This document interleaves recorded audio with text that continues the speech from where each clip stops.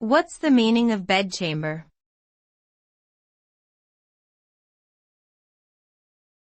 Bedchamber.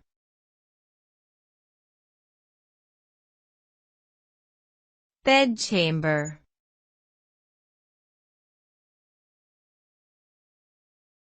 Bedchamber.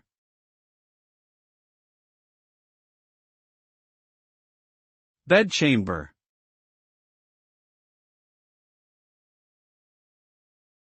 Bedchamber refers to a private room or bedroom where a person sleeps or rests.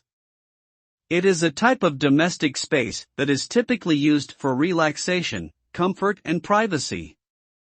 In the past, it was considered to be a significant part of the house, especially for the wealthy, as it was a symbol of luxury and status. The furniture and decor of a bedchamber has also changed throughout time and varies depending on the culture, but usually includes at least a bed, dresser, and table. Today, the term bedchamber is not as commonly used, and the modern-day equivalent would be simply referring to it as a bedroom or sleeping quarters.